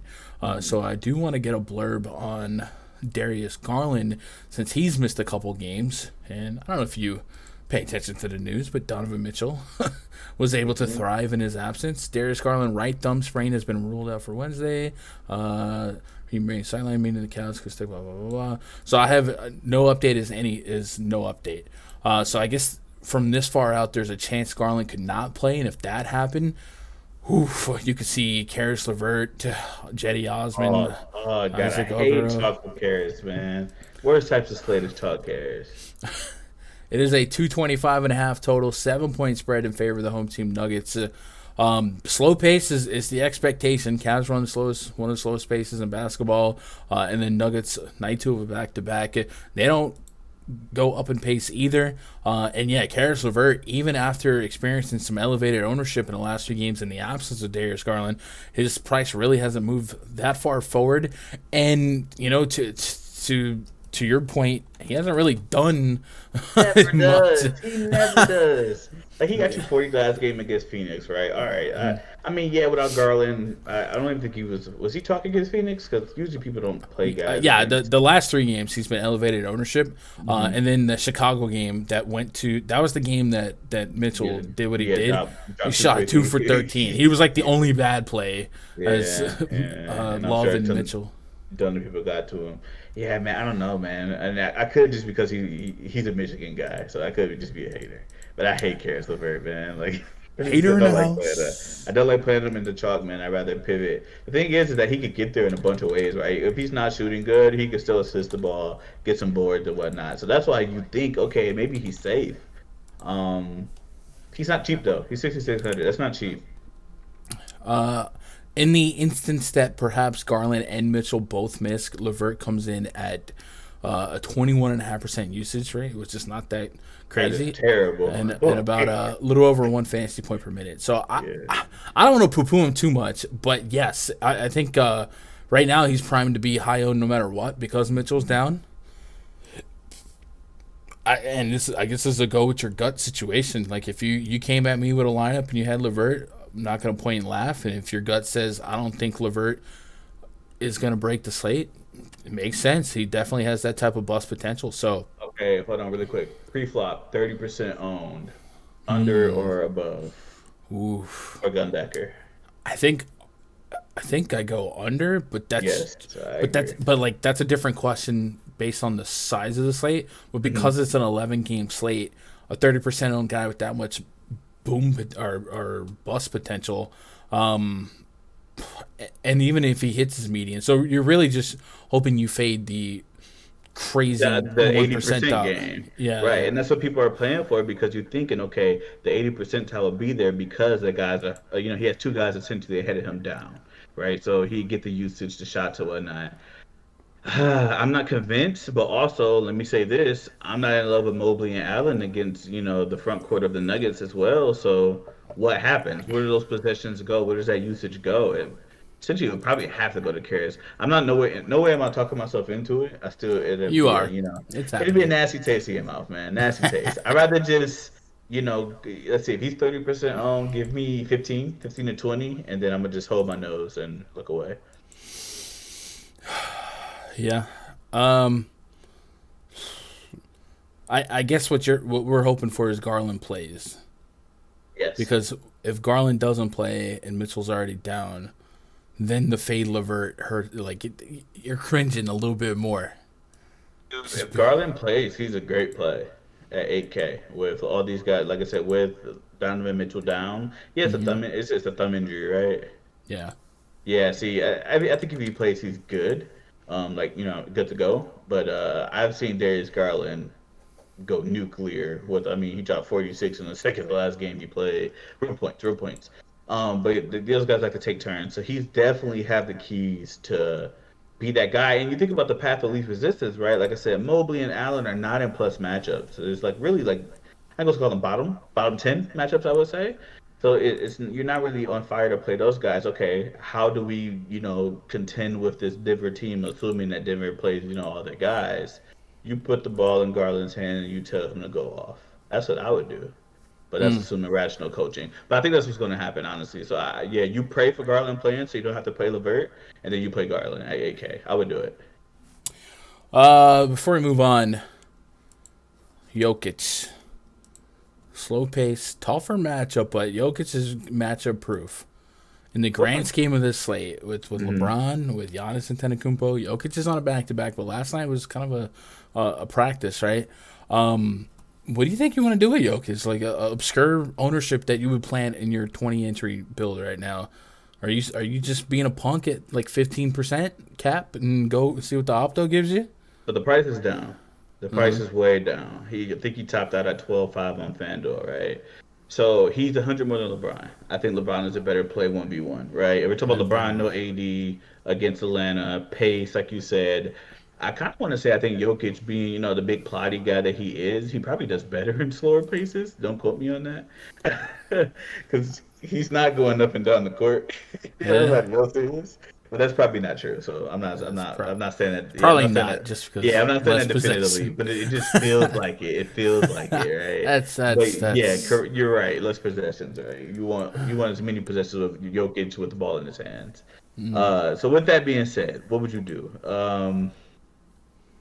Whatever the field is, right? You just go with the field, man. I like Giannis better because I think Giannis in 28 minutes probably outscores. I like LeBron better. So yeah, if you talk about guys north of 11K on FanDuel, Jokic is number 3. I think. Okay. I would say by a wide margin too. Yeah. Yeah, he hasn't really been catching a ton of ownership anyway. So I think as long as he's one of those guys, as long as he comes in at single digits, we've been saying it in Embiid, kind of the same story. They come in single digit ownership, I'll anchor my lineup with him, but there's typically a lot of center value lately, and that just kind of pushes them out as in the one position that he's eligible for. So, all right, Timberwolves hosting the Clippers. Clippers, I really don't know from this far out what we should expect from the Clippers as far as what unit they run out there. I mentioned it last night. All day, Paul George had a Q tag on him. I assumed that on a back-to-back, we would see Kawhi play night 1, sit night 2, and vice versa with Paul George. Well, then Paul George played. And then they didn't play because they got smacked by the Nuggets here. So are we dealing with a spot where they want to rest Kawhi in a back-to-back? Or they're like, well, last night they didn't really play, and we go from there. So I don't even know that we should waste too much time on the Clippers, because that's just going to be a developing story, it feels like. Or maybe they all just play.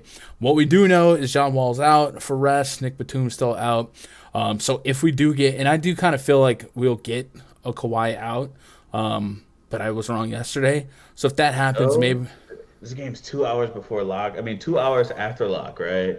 And it's on an island with, so, you got the regular lock games, and you got the two, the 30s.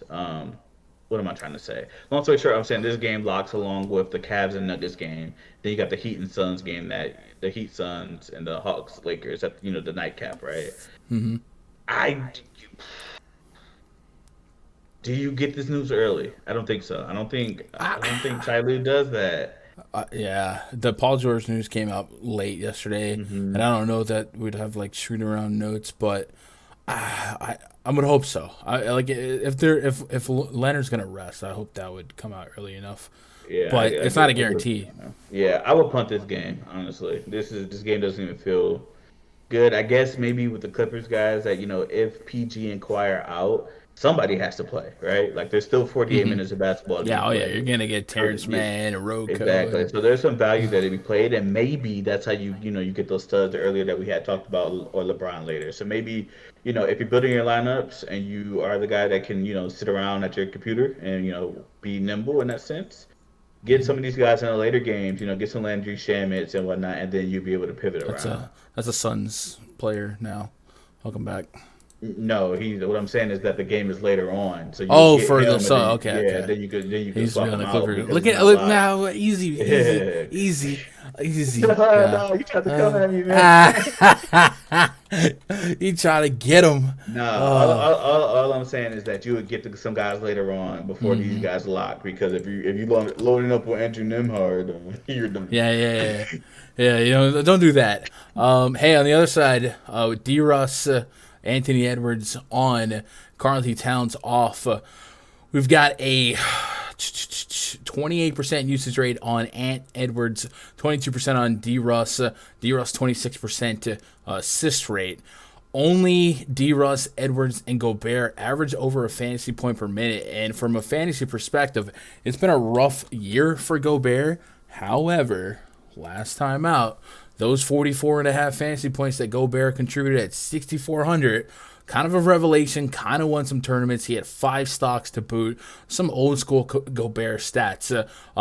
The points, the shot volume tripled from the last couple games. Is this, and I know me and you come at it with a FanDuel set of eyes, and at 7,400, I'm willing to keep fading it and expecting that to be one of the higher ranges of outcomes for him. If he was 6,400, right, you get what I'm saying. But do you have any interest on anything on the other side of this game? And while I'm here, the total is about 225, and they got the T-Wolves favored by 4. So that's way open for interpretation on what could happen, and it also they think somebody's sitting. Maybe, but also not every book has lines out either. So, there's a lot of potential between that. Anthony Edwards, anything for you for him? I feel like he's the most likely guy on the T-Wolves to drop 60. He is, but I think that's one of those things where it's man. Anthony Edwards, if the other guys are sitting, he can eat against the Terrence Manns of the world, against the Nick Batum's out, but you get what I'm saying, right? Like, those backup guys. Paul George is a strap, and then Kawhi is a strap as well. So I think if both of them are playing, you fade. If one of them is playing, I can see it competitive. Like if Paul George is not going to try so much on defense because he has to carry the load on offense, right? We see that play out a lot. Maybe. But I would be more into Anthony Edwards if those two wing guys are out. He would be the.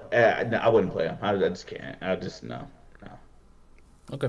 I just talk myself way off the ledge. I can't play him. So the guy that's been burning me for not playing is Kyle Anderson. I will go down not playing so long. I cannot. The amount of times I look over and he's 45% owned, and then nukes me. But I'm with you. Like this man has hurt me, so I tend to just not play him. But yeah, you could pretty much look at his game log and see what nights that I did and did not play him. And there's a lot of roughness, but yeah, I'll just continue to be light on this. And this is a game that we'll have to get more information as the day progresses. We only got 2 games left to talk about. We're gonna take a pause for the cause and plug the homies over at PrizePicks. This is a big slate. So there's going to be a lot of player props to hunt through, shop through, and find some leans, some edges. The bigger slates have become my favorite for PrizePicks. Nightmare for DFS and managing a portfolio of lineups. But for PrizePicks, I love hunting for stuff to get some action on. And then we've talked about like the Bucks. That's a 10-point spread. Games that get a little lopsided and projected as potential blowouts. I like to isolate the first half fantasy props over on PrizePicks as well. So if you guys are not on PrizePicks, you basically have spent the last hour and a half going game by game, researching all these games, all these players, all these spots. You can continue to reward that research while also not having to play guys like Kyle Anderson, and isolate what you do want to get some action on over at PrizePicks. Sign up using code GUNDACKER. They'll double your first deposit up to $100, 20 into 40. Fridays, they have the happy hours. Look at those specials throughout the Friday afternoon. I forget what the window is, but there's a couple hours where you can have $1 tickets, and they've recently added the 6-pick flex, super flex. So a lot of cool stuff going on over there at PrizePicks, and they help these shows come to you and free on your side, right? Flex Friday. What's up, AOD? Shout out to Ayo in the chat. And then the Heat take on the Phoenix Suns. Kyle Lowry, Tyler Hero, Caleb Martin, Jimmy G, Buckets. I'm doing it. I'm about to say, don't you didn't do it. I'm doing it. Bam Adebayo. Yeah. Up against the Suns. The Suns are without Devin Booker still. No Jay Crowder, no Cam Johnson, no campaign. And then the Heat always have a laundry list of ins and outs. Tonight, I only had 3 guys as GTDs. One of them's Udonis Haslem. So it is one of the more less headache nights injury reports for the Miami Heat than we've had in a while. So, yeah. The total for this game is at 216.5. That is really low for 2023 NBA. It's a 1.5 point spread in favor of the visiting Miami Heat. So ultimately, one of the lowest totals, one of the slowest paced games on the slate. We can pinpoint a little bit more usage to guys like Chris Paul, but this is essentially the same scenario that they've dealt with for a while. DeAndre Ayton going to lead the team in usage in the absence of Devin Booker. However, he gets the worst front court matchup in basketball against the Miami Heat. They've been giving up the fewest points in the paint for like years now. And DeAndre Ayton is a guy that has a little bit more range to his game, but not much. 0.6 3-point attempts per game. 13 of his 17 points per game are in the paint. So this is statistically a terrible spot for him. Maybe kind of like the Pelicans spot, the usage and the per minute production can usurp the matchup a little bit when you consider the price, but no warm and fuzzies through and through. Chronic, what do you think you're going to do with this one? I think a fully healthy Heat at max price is uncomfortable, especially like I guess Hero's kind of gone down a little bit. He was sitting at the 9Ks, same with Butler, so maybe there's a little meat on the bone there, but how often does that hit in such a low total? If this game is completely X'd out in your optimizer, are you losing sleep? definitely not. I think you could max one on this game on both sides as well. I would throw Jimmy Butler in the pool. And the reason why is these type of games are the Jimmy Butler go off 60-point games. The games that don't make sense, the games that he's going to have 6 steals, and you're like, damn, that doesn't make any sense. But that's what Jimmy Butler does. It's always the ugly, sluggish games that Jimmy Butler decides that he wants to be Superman. So am I saying that you should have 20% of them? Of course not, right? But I think he's somebody that you could take a bullet on, and to see where he could get you, because I could definitely see him Take a bullet on. That was a weird one. You know what I'm trying to say, man. I'm sorry. Yeah, it's okay. Yeah, you're at the slot machine. That's all I'm trying to say. You're at the slot machine. But that's it. That's it for me. Yeah. Hey, 3,800 to Dario Saric? Yeah, he started the other night. Don't know if that's going to be a game-to-game thing, but yeah, the Suns are trying to get something going. This has been a rough stretch in the absence of Devin Booker, so we'll see. We got one game left on the docket. Get it all wrapped up. You guys hit that thumbs up for us. Leave a comment if you're watching live right now. Maybe come back later, leave a comment. But if you're watching on VOD, leave a comment. Engagements with these videos helps a lot more than you know, and I appreciate that. And I'll try and reply to all the comments today. I've been slacking on that in the other video. It's been a busy couple days. And then as a reminder, for the last time, I'm going to mention this because I'm losing too much money. The promo code First Look. That's only something that you're going to hear on this stream. You're not going to hear it or see it in a Discord or on a tweet. 20% off any VIP membership. That's promo code First Look. Get you 20% off a week pass, 2-week pass, month pass, blah, blah, blah. And we'll get you over $120 off the year pass on top of the Fantasy Crunch. Like that's I'm done talking about that. That's ridiculous. Don't get it. Don't get it. Don't effing get it. Don't get it. You're killing me, okay? No, I'm just kidding. No, get it. And then when you do jump in it, I haven't even mentioned what you get, right? I've just been saying about this discount. But when you do get a VIP membership, click VIP portal. There'll be a link to the NBA spreadsheet. There'll also be a link to the RunDFS.com VIP Discord. Looks a little something like this. And tomorrow before lock, we're in the voice chat, hanging out for a couple hours, making lineups. I'll also be working on my player pool. I have a player pool tab for DraftKings FanDuel. Looks something like this. And then we'll keep sweeping projections, the player props tab, all that good stuff. And then all of the VIP memberships come with a Fantasy Cruncher voucher. That is the optimizer I use. So if you guys are new to using optimizers to manage your lineups, you can ask questions and I'll be able to one-to-one help you. I'm not Fantasy Cruncher support, but I can be like, oh yeah, I use that. Here's how I do it, and it can help you out that way. So check it out. Coupon code First Look, 20% off. And we're going to take our first look at the last game on this slate, which it used to be a late night hammer thing back in the day, right? Somebody asked me that the other day. I was like, so much these days it doesn't feel like it, but tonight, Chronic, you want the hammer? Go get the hammer.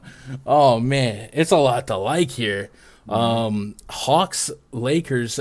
It's a run back. I believe LeBron played the Hawks on his birthday. I think they're really good that game. 234.5 total. It's essentially a pick 'em wherever you look. And then we've got a couple of floating news and notes from the Lakers. Russell Westbrook had a tag on him, but I think it's just normal Laker tag stuff, and we have a probable tag on LeBron James, which is basically all we really care about. On the Atlanta side, injury news and notes-wise, same old, with Clint Capella being the main guy who has been missing time. So assuming that it's the same old, we're going to like LeBron James, going to like Thomas Bryant, likely going to like some Trae Young exposure. Not a ton, a little bit. John Collins. I've been playing John Collins the last couple games, and he's been kind of a revelation for me, especially on FanDuel. Just get me over 30, 40 fantasy point guy, and I've been picking on this Lakers front court for a while. That last game against the Lakers happened to be his worst game. He fouled out in 23 minutes, but if he could stay out of foul trouble, he's been involved, and he's been offering 20-plus real points. This looks like a very stackable game, and it looks like a lot of late-night hammer potential. You've been talking about LeBron all day. Go James, as Raj would say. That's my goat. LeBron is my goat. Yeah, I think LeBron at 11-2 smash spot here, and it's not even the game log watching of the last game, right? Even when AD was out, LeBron was out early in the year. So even with AD out, the usage rate is through the roof. If the game is competitive, it's because of LeBron James. Yeah, Russ comes off the bench, 40 DKP and whatnot, but LeBron keeps the first unit going. He keeps them in those games. LeBron needs a big game in order to keep this team afloat. That's essentially he has to do it all, and he has been doing it all. So that's why he's 11-2, right? So with that being said, DeAndre Hunter, DeJounte Murray. They too small. They too small for my king, my goat, LeBron James. No, I'm kidding. Start preaching. No, but Man. no, I think LeBron's in a great spot here. The Atlanta Hawks gives it up to quote unquote. I guess you call LeBron a power forward, even though he's really the point guard. But yeah, so LeBron, like you said, Thomas Bryant. I don't think you really want to go anywhere else on the Lakers side.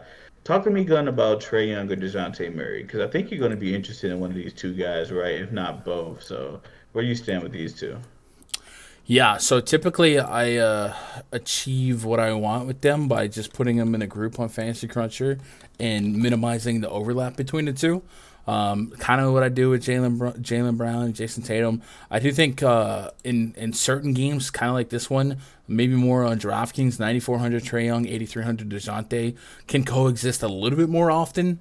You can decrease the percentage on the projection to not necessarily say I don't want any overlap, but you'll minimize the overlap or get minimal overlap from the Department of Redundancy department. So that's what I would do there. But yeah, I think 50 plus fantasy point is the projection right now on a guy like Trae Young. The bright lights put him out there in the what is it, crypto center? .com arena. Great, yeah, you put him out there against LeBron James. You know, these players live for this. I know that we got a lot of Madison Square Garden narrative, but against LeBron in front of all the celebrities, Facebook, man. yeah, you know. So that's how I'll do it. I'll probably minimize the overlap between them, and like I said, John Collins, I'm just gonna keep going after him, and I'm hoping he's gonna stay out of foul trouble here. Sure. You said you're interested in Thomas Bryant against Onyeka? I could definitely see at 60. Ooh, I just lost it. 6,300. His minutes they seem rock solid. I'm not going to say safe, but they just seem rock solid. Last three games, 34, 37, 28. That 28, not the highest end, but it was against Miami. So I can imagine people struggling with Bam. So he still got that though for you. Yeah, and LBJ was down, so looking like a really good spot for him. So I like this game a lot. I have a whole lot of exposure to it. This feels like an old school West Coast slate where it does stagger throughout the night, and I feel like my lineups will always have life at the end. So that's fun. I'll definitely be under the cash line until this game starts. What if LeBron got scratched? There would be nothing you could do. You don't have a pivot, and the game is on the really don't. 40 minutes. That'd be brutal. You will hope that it comes out before this not 7 p.m. So what's that? The 10 p.m. games on the East Coast, and then you can pivot to Jimmy, and then just and pray. He won't get scratched, but I'm just joking with you. So realistically, like if you made 20 lineups right now, how much LBJ you talking? 50%? Min 40. Okay.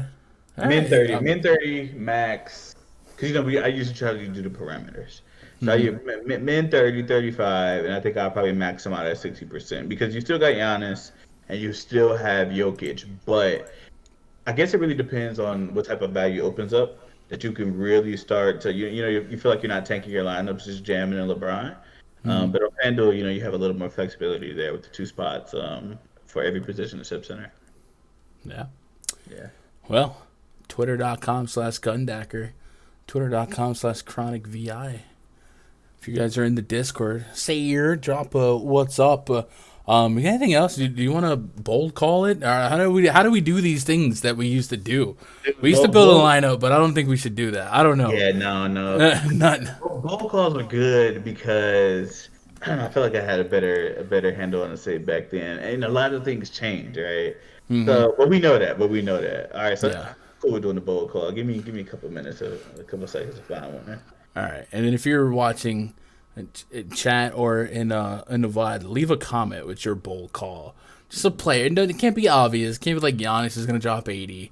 That's not a bold call. Find a little dark horse. Find something that may come in under 20%. Or it could be like Giannis is going to drop 30. That's more of a bold call. Find something like that. And then leave a comment with it. And maybe somebody that has something that's like really, really close to true, I'll throw them like a week pass or something. Okay. I got you one. This contingent on him playing. Darius Garland. If Darius Garland plays, he leads any guards in scoring. I think it's a big night. It's a big night for Darius Garland. And mind you, that's bold because you got James, you got Shea, you got Tyrese, you got Melo, you got Trey. So that's bold. That's bold.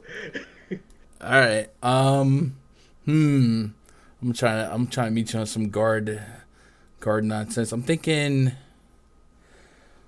if I say Fred VanVleet drops 60 with 7 threes, you think that's bold?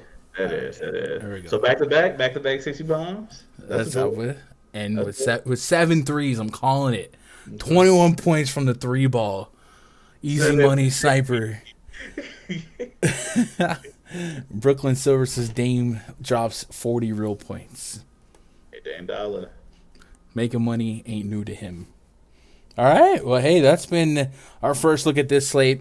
Remember, use first look at rundfs.com. Get yourself 20% off. I don't know what the schedule looks like today. I do have a stochastic stream at 3:30 p.m. Eastern for No House Advantage. I don't know if I can squeeze in one earlier than that.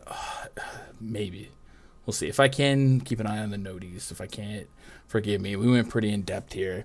And then, of course, no matter what, we'll have the spreadsheet fully tooled and ready for you guys to go crunching to lock. Craig, any wise words for the people? Watch out for value. If we're talking about, all these guys, these high-end guys, you got in these great spots, you're gonna need value, right? Especially on DraftKings. So watch out for a couple scratches, a couple surprise scratches. There's gonna be some like 4.5K guy that's gonna end up dropping like 30 if they're and that's gonna help you get the Giannis and LeBrons in. So just be on top of the news. That's just usual. All right, guys. Appreciate your time. Tell somebody you love them. I love you. Good luck. God bless. Go win some money. Young C, play us out. I got so much energy. So much Decker, energy. you know how we coming, yeah, it's run DFS where we don't just play it, we run it. Whether for the long, couple dawns, a couple of buckets, guaranteed to chat. Check her back like we carrying luggage round here. Everybody fan, we don't care about the budget round here. You can turn your cash to a couple of hundred round here. No days off, every day we be hustling. Tell them good luck, God bless, go win you some money. Get a pen and a pad and come see where it really take you. Went from 50-50 cash in a hit in the milli maker. Got the updated news and the status on any player. The chalk of the night, do we lock it or do we fade it? They ask me how I'm doing, I tell them I feel it blessed. If you want a slow grind, go place a single bet. Trying to